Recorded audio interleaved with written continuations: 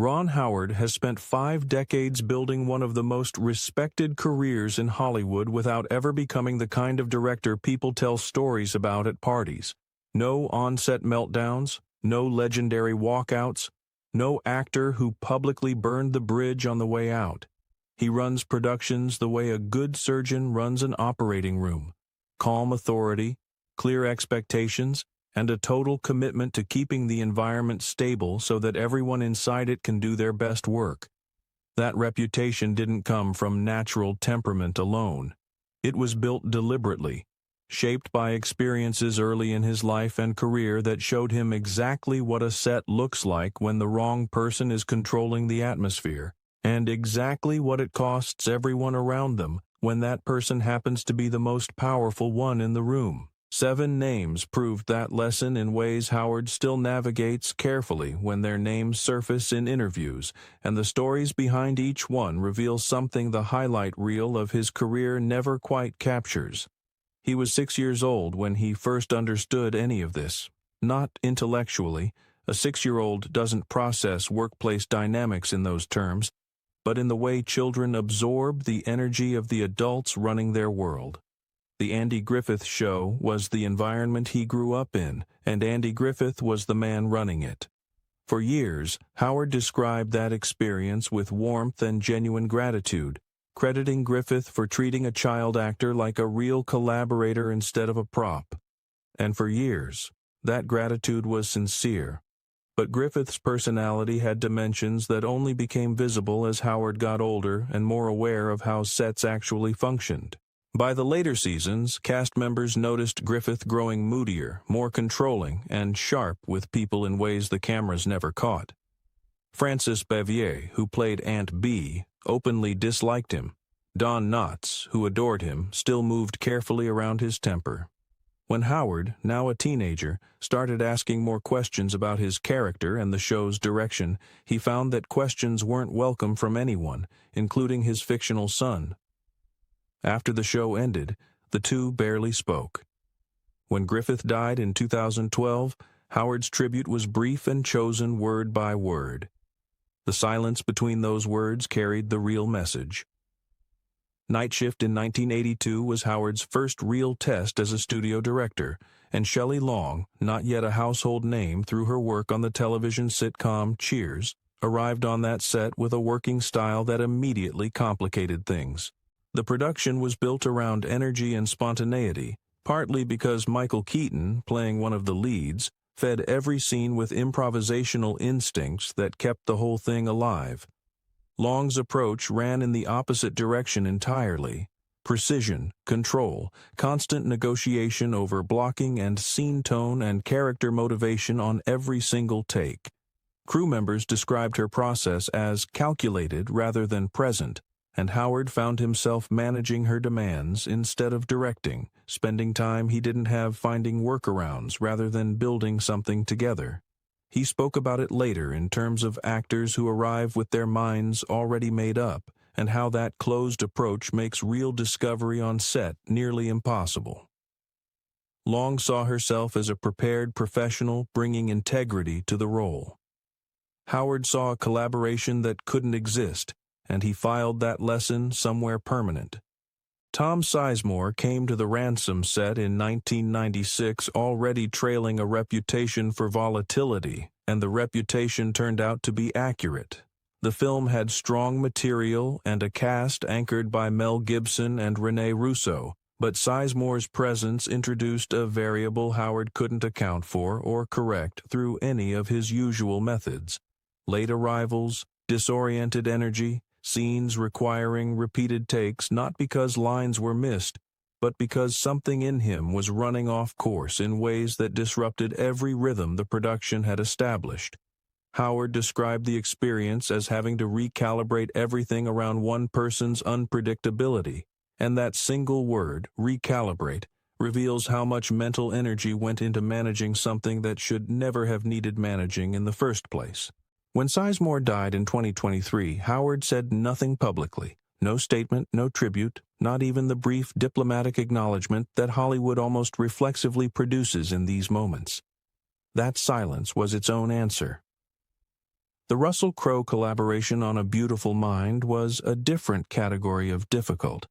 The film won the Academy Award for Best Picture and became one of the defining dramatic productions of the early 2000s, and Crowe's performance as mathematician John Nash sits at the center of all of it. But he delivered that performance the way a controlled demolition delivers results.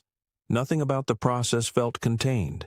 Every directorial note became a debate. Every scene involved renegotiation of camera placement, script language, or character intent that Howard hadn't initiated and didn't need.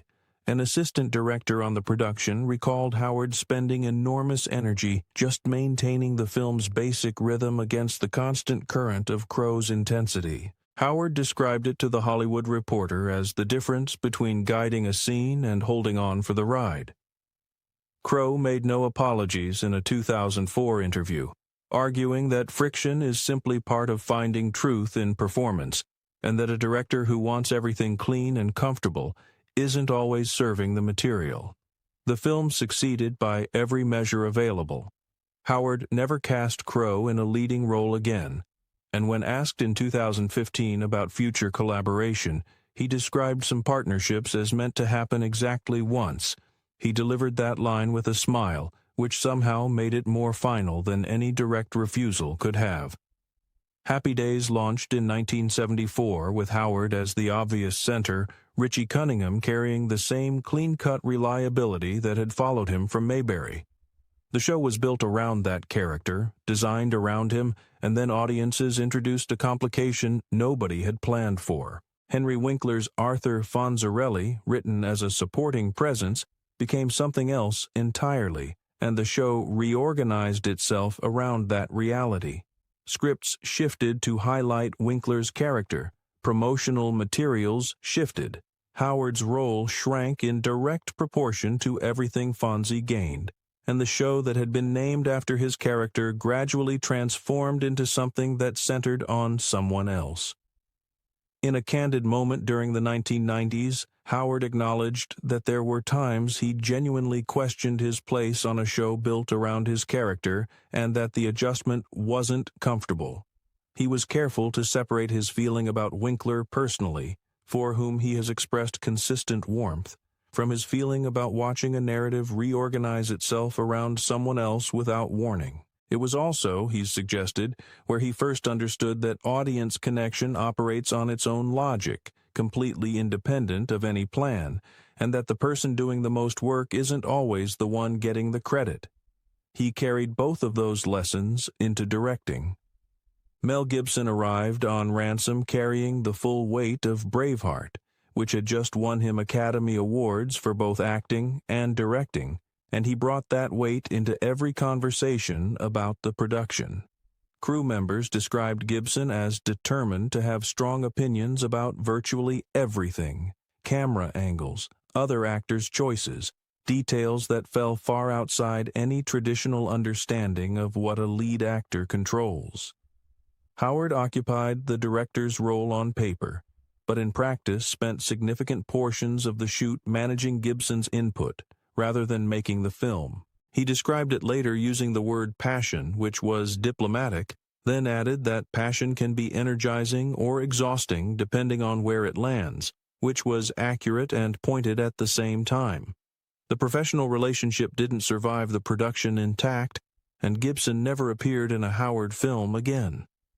Marlon Brando in 1995 was the experience that clarified everything else. Brando, the actor who had reshaped American screen performance through A Streetcar Named Desire, and The Godfather, who had built the entire vocabulary of what we now call method acting, arrived on Howard's set without his lines memorized and with no visible interest in the schedule everyone else was keeping. Dialogue was written on cards positioned around the set. Scenes halted for hours when Brando disappeared without explanation. Mid-scene, he would announce a desire to reconceptualize the entire character from scratch, which meant the full cast and crew waited while he worked through it privately on his own timeline. A crew member put it plainly: he treated the set like a personal playground. The project collapsed after weeks of production that never found solid footing, and Howard never discussed the specific reasons publicly. What he did say, in a later interview, when the question was framed around legendary actors in general, was that there's a difference between someone who earned their reputation through their work and someone who earned it through their behavior, and that knowing the difference matters. Coming from a man who had admired Brando's performances since childhood, that distinction landed with full weight. What these 7 relationships built across 5 decades of filmmaking was a director who turned patience into a system rather than a personality trait. Howard constructed his sets the way he constructed them because he had seen the alternative from the inside, sometimes as a child with no power to change anything, sometimes as the director with full authority and the precise frustration of watching that authority challenged by someone whose talent didn't justify the disruption. The lesson from Shelley Long was that control and collaboration aren't the same thing and never will be. From Tom Sizemore, that some problems simply can't be contained by professionalism alone. From Andy Griffith, that warmth on screen doesn't extend automatically to the people working beside you once the cameras stop.